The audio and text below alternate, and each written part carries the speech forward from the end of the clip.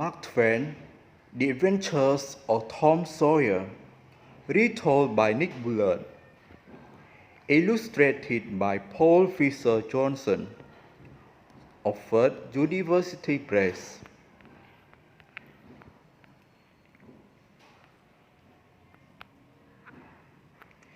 The Adventures of Tom Sawyer. Tom Sawyer likes adventures. When other people are sleeping in their beds, Tom Sawyer is climbing out of his bedroom window to meet his friends.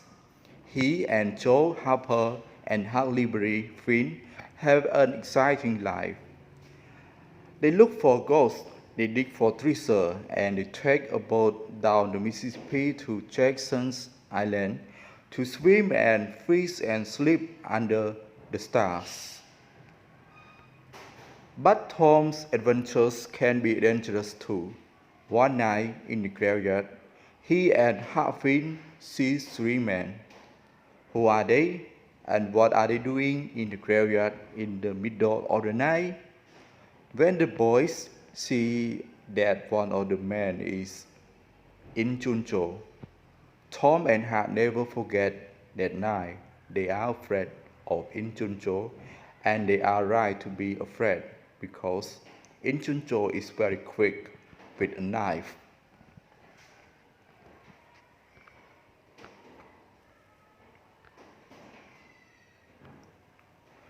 Tom and his friends. Tom, where are you? No answer. Where is that boy? When I find him, I'm going to. Aunt Polly looked under the bed. Then she opened the door and looked out into the garden. Tom, she heard something behind her. A small boy ran past, but Aunt Polly put out her hand and stopped him. There you are, and what's that in your pocket? Nothing, Aunt Polly.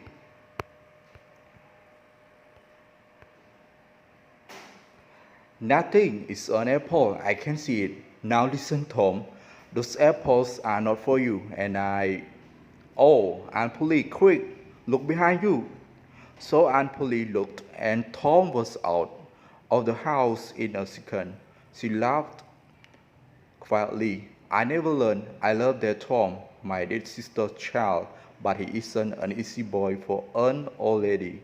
Well, it's Saturday tomorrow and there's no school, but it isn't going to be a holiday for Tom. Oh no, he's going to work tomorrow. Saturday was a beautiful day. It was summer and the sun was hot, and there were flowers in all the gardens. It was a day for everybody to be happy. Tom came out of his house with a brush and a big spot of white paint in his hand. He looked at the fence. It was 3 meters high and 13 meters long. He put his brush in the pan and painted some of the fence. He did it again. Then he stopped and looked at the fence, put down his brush and sat down. There were hours of work in front of him, and he was the unhappiest boy in the village. After 10 minutes, Tom had an idea, a wonderful idea. He took up the brush again and began work. He saw his friend Joe Harper in the street, but he didn't look at him. Joe had an apple in his hand. He came up to Tom and looked at the fence. I am sorry, Tom. Tom said nothing. The paint brush moved up and down. Working for your aunt? Said Joe. I'm going down to the river. I'm sorry you can't come with me. Tom put down his brush. You call this work? He said. Painting your fence, said Joe. Of course, it's work. Perhaps it is and perhaps it isn't, but I like it, said Tom. I can go to the river any day. I can't paint a fence very often. Joe watched Tom for about 5 minutes.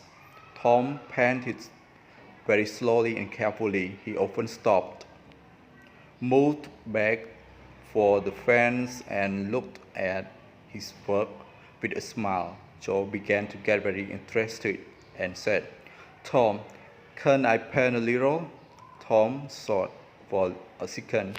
I'm sorry, Joe, you see, my aunt wants me to do it because I'm good at painting. My brother said she'd wanted to paint too, but she said no. Oh, please, Tom, just a little. I'm good at painting too. Hey, do you want some of my apple? No, Joe, I can't. Okay, you can have all my apple. Tom gave Joe the brush. He did not smile, but for the first time that day, he was a very happy boy. He sat down and ate Joe's apple. More friends came to laugh at Tom, but soon they all wanted to paint too. By the afternoon, Tom had 3 balls, an old knife, a cat with one eye, an old blue bottle, and a lot of other exciting things. He was the richest boy in St.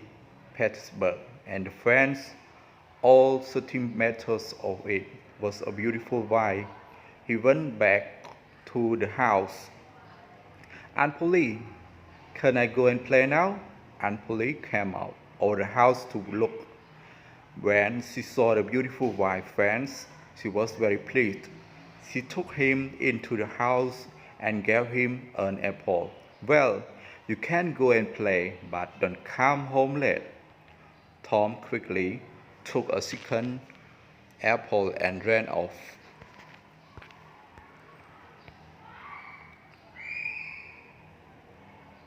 On Monday morning, Tom didn't want to go to school, but Aunt Polly got him out of bed and then out of the house. In the street near the school, he met his friend Huck Liberty Finn. Huck had no mother and his father drank whiskey all the time. So Huck lived in the streets. He didn't go to school. He was always dirty and he never had a new shirt, but he was happy. The mothers of St. Petersburg didn't like Huck, but Tom and his friends did. Hello, Huck, said Tom. What have you got there? A dead cat. What you going to do with it? Asked Tom. I'm going to take it to the graveyard tonight, Huck said. At midnight, a dead cat can call ghosts out of their graves. I never heard that, said Tom. Is it true? Well, I don't know, said Huck. Old Mrs. Hopkins told me, come with me and see. Or are you afraid of ghosts? Of course not, said Tom. Come and mail for me at my window at 11 o'clock.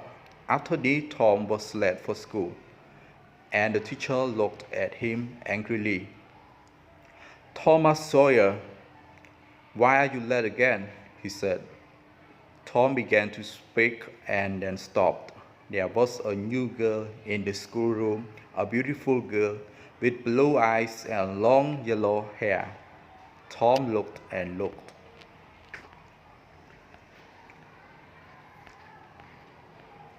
Oh, how beautiful she was, and in 2 seconds, Tom was in love.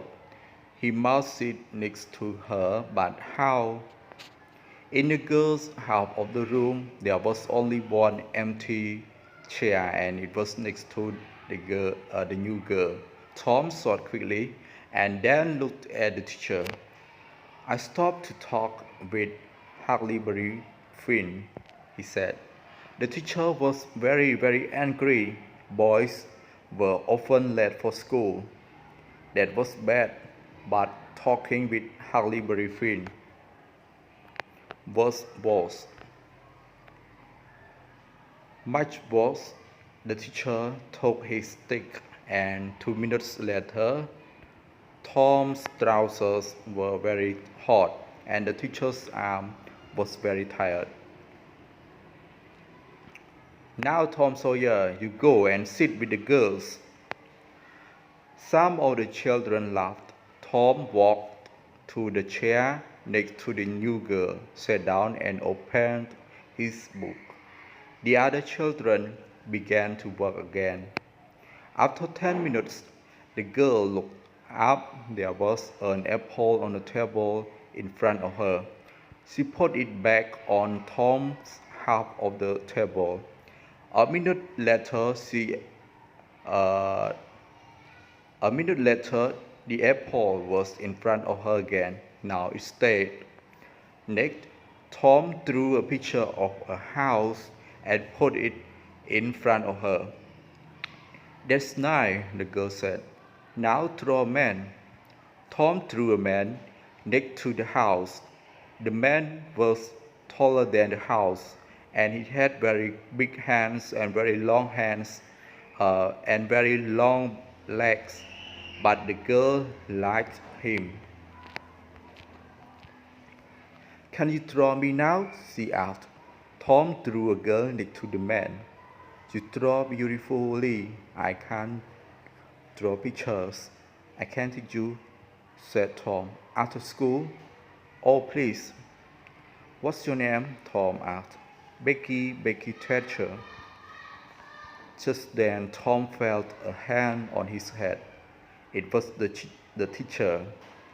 It was the teacher. He took Tom by the ear and moved him back to his chair in the boys' half of the room. Okay, to be continued for the next video.